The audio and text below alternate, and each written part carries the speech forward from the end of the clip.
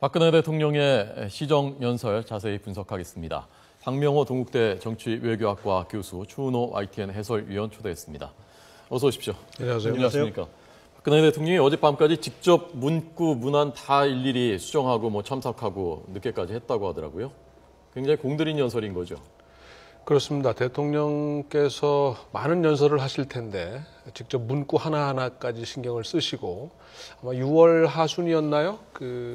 유승민 당시 원내대표를 겨냥했던 수석비서관 회의 언급처럼 아마 대통령께서 나름 공을 들인 연설문이 아닌가 생각이 되고, 사실은 원래 목적은 올해 예산안을 제출하면서 예산안 편성의 어떤 가이드라인이랄까 아니면 목표치를 제공하는 것이 원래 목표였는데, 제가 뽑은 거로는 한 9페이지 정도 됐는데 마지막 한 페이지에 실려 있었던 교과서 관련한 언급이 가장 초미의 관심사가 되지 않았나 생각이 되고요. 특히 그 부분에 대한 대통령의 연설에서 가장 어떻게 보면 대통령도 공들였다 또는 나름대로 하고 싶은 말씀을 하셨다라는 의미로 받아들일 수 있지 않나 생각이 됩니다. 네. 그 부분에서 저희가 저도 아까 들었습니다만, 화면 계속 보여주시고요. 들었습니다만은 벌써 말의 속도도 좀 달라졌고요. 속도도 빨라졌고, 어조가 굉장히 높아지고, 그리고 제스처가 이렇게 커지고, 그런 그 모습을 봤습니다. 그 부분만 한번 잠깐 다시 들어볼까요? 박근혜 대통령 역사교과서에 대해서 오늘 언급한 마지막 부분이었습니다. 전체 연설 분량 중에서 마지막 부분이었는데, 사실 관심은 그 부분에 쏠렸죠. 자, 들어보겠습니다.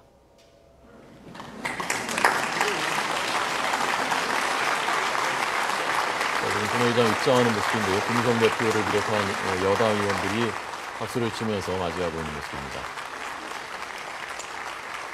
일부에서 역사 교과서 국정화로 역사 왜곡이나 미화가 있지 않을까 우려하고 있지만, 그런 교과서가 나오는 것은 저부터 절대로 좌시하지 않을 것입니다.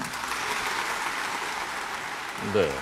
어떻게 들으셨습니까? 예, 대통령이 이 부분에 대해서 역사 교과서 부분에서 언급할 때 목소리 톤이 상당히 좀 높아졌습니다. 그리고 표정도 단호하게 그렇게 표정을 지었고, 그리고 태도, 이런 모든 것들이 결연하다, 물러나지 않겠다, 이런 메시지를 분명히 전달한 그런 연설이었습니다. 네. 전체적으로 박근혜 대통령이 오늘 이걸 통해서 국민들한테 이렇게 호소해서 직접 호소함으로써 정면으로 돌파하겠다, 그런 의지를 분명히 보여준 것이죠. 그렇습니다. 어제까지만 해도 대통령 국정화에 대해서 언급하지 않겠느냐라는 예상이 많았고, 과연 언급하는 것이 적절하겠느냐라는 것에 대해서 내부적인 논란이 좀 없지는 않았을 거라고 생각은 됩니다만은, 이 부분에 대해서 대통령의 의지가 워낙 확고한 것이 아닌가.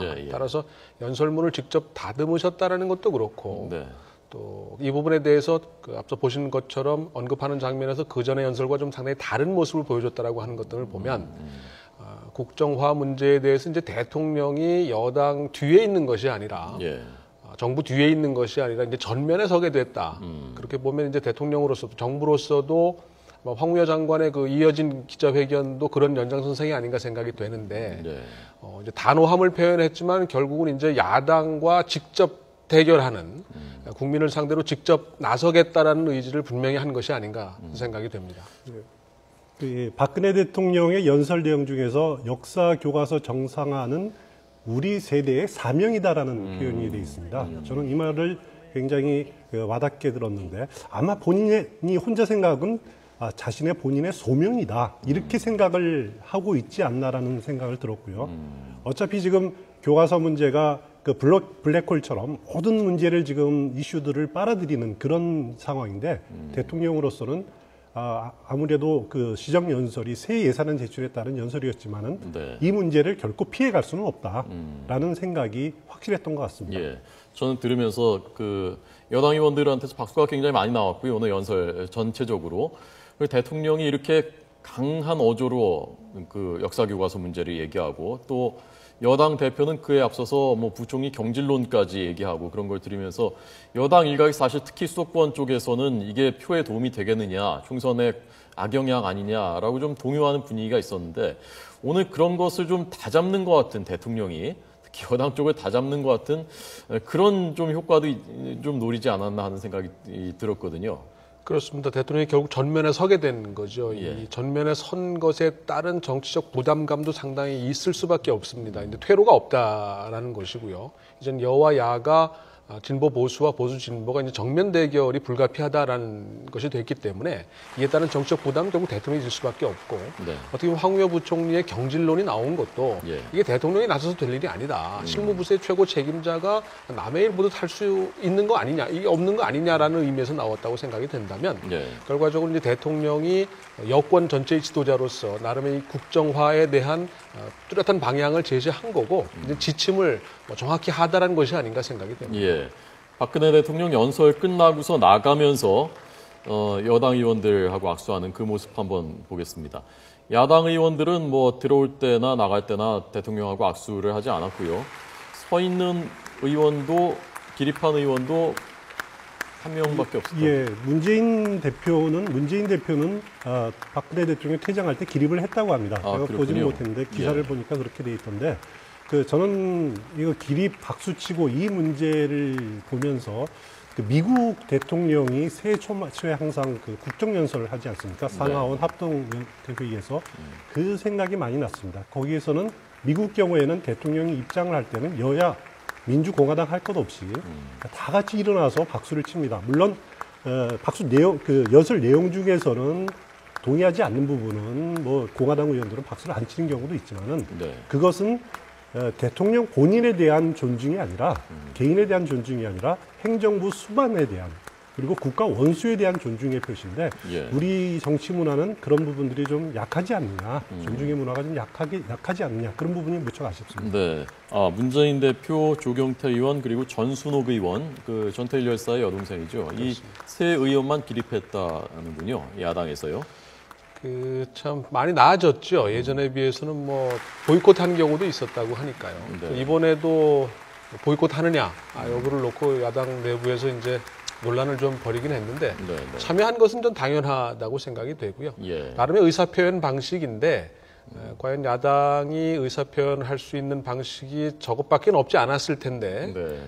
그렇게 이 분위기는 야당이 그렇게 불리하지만은 않은 상황이거든요. 여러 가지 측면에서 봤을 때 따라서 야당이 좀 더 의연한 모습을 보여주고 국회를 대표하는 국회의 어떤 모습을 보여주었다라고 한다면 좀 더 더 좋은 평가를 받지 않았을까 하는 생각도 드는데 네. 뭐 야당의 선택입니다. 예. 지금 화면으로 보여드린 건 조경태 의원이 기립하는 모습이고요. 문재인 대표가 기립하는 건 화면에 잡히지를 않았지만 기립을 했고 전순옥 의원은 과거에 박근혜 대통령이 해외 순방할 때 한번 야당에 추천받아 동행해서 그래서 그때도 한번 그 뉴스가 된 적이 있었던 분입니다.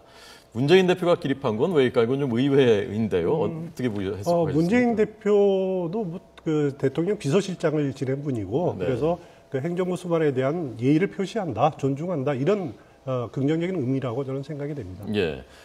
심상정 대표하고 정의당 의원들은 박근혜 대통령 입장할 때 그 앞에서 그 피켓 시위를 하는 모습이에요. 그 화면도 잠깐 한번 보시겠습니다. 김무성 대표는 악수를 하면서 그 전에 들어갔고 박근혜 대통령은 뭐 눈길을 주지 않았고요. 보시죠.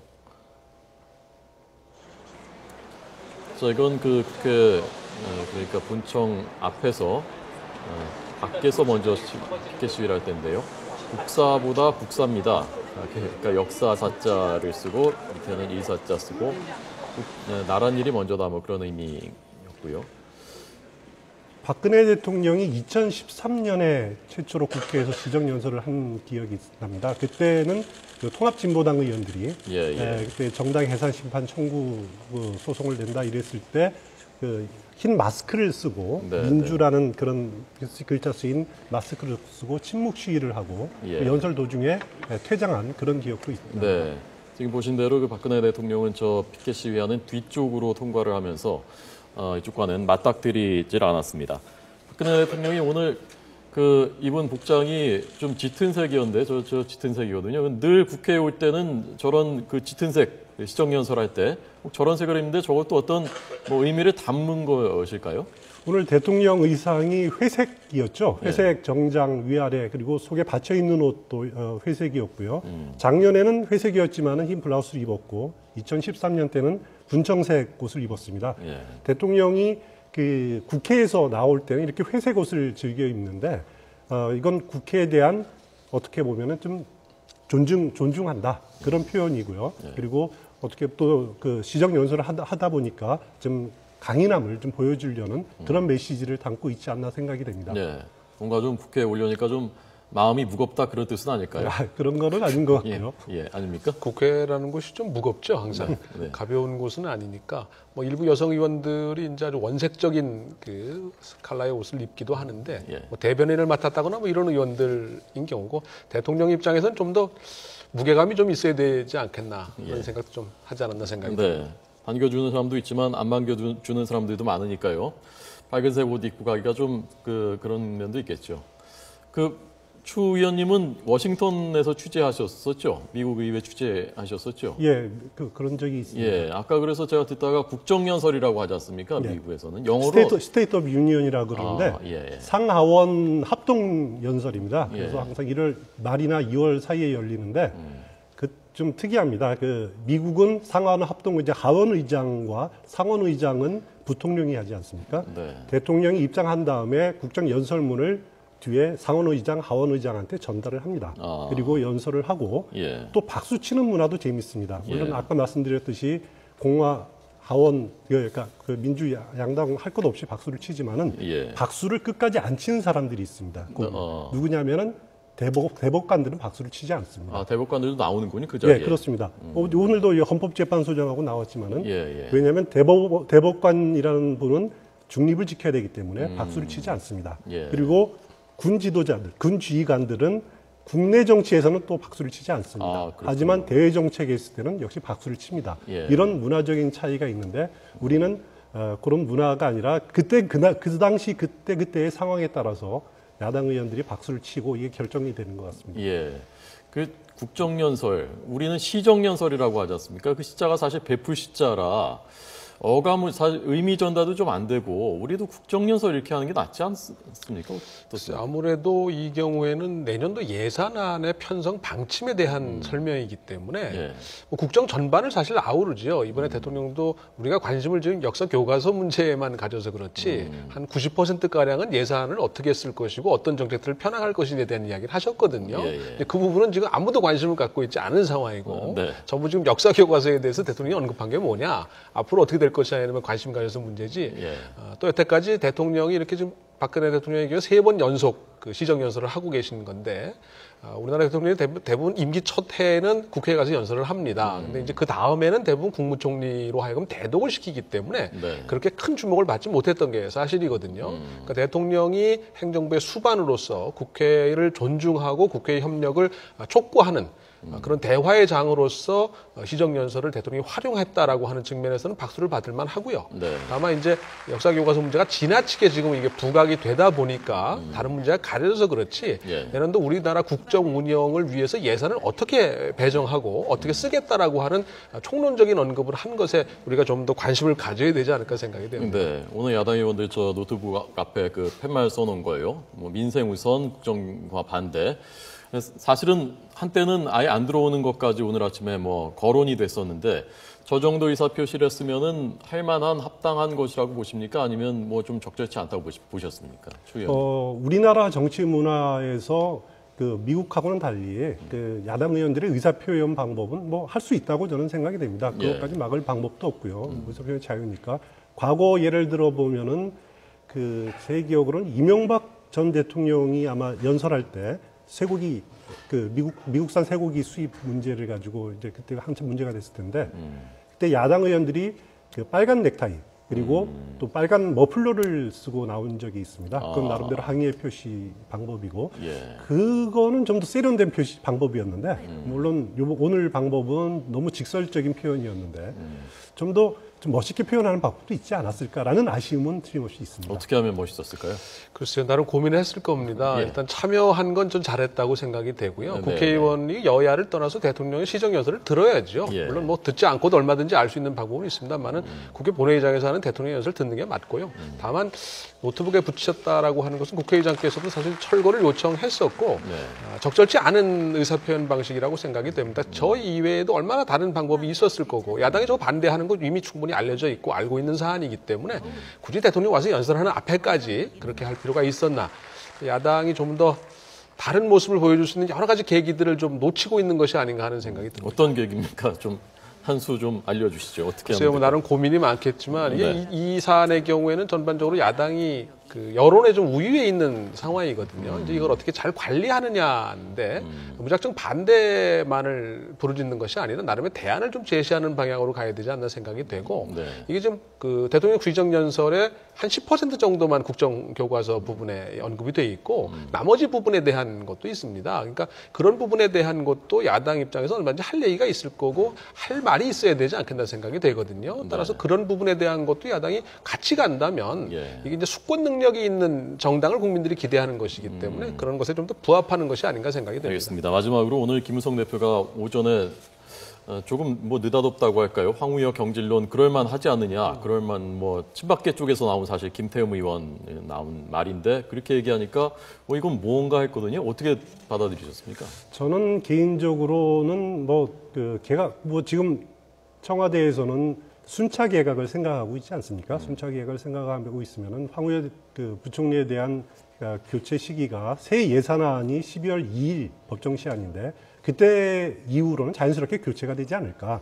그리고 당장 다음 달에 국정화 고시가 있고 지피의진 구성 문제가 있는데 지금 이 상황에서 경질을 한다든가 교체를 한다라는 것은 어떻게 보면은 국정 수행을 포기하는 거죠. 그리고 또 한 가지 문제가 뭐냐면은 그 새 예산안 중에서 교육 분야 예산이 무려 53조나 됩니다. 예. 굉장히 많은 액수입니다. 그것이 그 항목으로 보면 국방비보다 더 많은 액수고요. 아, 그렇군요. 이거를 담당하는 수장이 손을 놓고 교체가 되면은 뭐 교육부로서는 지금 교과서 문제 만약에 그럼 또 인사청문회도 준비를 해야 되고 예. 그런 상황은 아닌 것이 아니냐라고 저는 개인적으로 그렇게 생각하고요. 여당 대표가 김무성 대표가 이렇게 강하게 푸시를 함으로써 황우여 대표가 좀 더 적극적으로 예. 홍보에 나서라 이런 촉구 의미로 받아들이고 있습니다. 네. 그래서 바로 효과가 오늘 발생한 그렇습니다. 건가요? 2시에 좀 전에 브리핑한 게요? 뭐 그 연장선상이라고 봐야 되겠죠. 네. 김무성 대표의 언급은 좀 불만이 있었던 거 아닌가 생각이 됩니다. 이건 대통령이 정면에 나선 상황인데 주무부처 책임자가 존재감 자체가 없는 거 아니냐. 네. 또 본인의 이제 여러 가지 정치적 고려가 있지 않겠나. 그런 정치적 고민이 있지 않았나 생각은 되는데 결국 지금 대통령이 맨 앞에 섰기 때문에 네. 여당 대표든 교육부총리든 이제는 선택의 여지가 없지 않나 생각이 됩니다. 네. 황우여 부총리 입장에서는 좀 모양새가 안 좋아진 것 아닙니까? 어쨌건. 예, 그렇습니다. 예. 총선 공천을 받을 수 있을까요?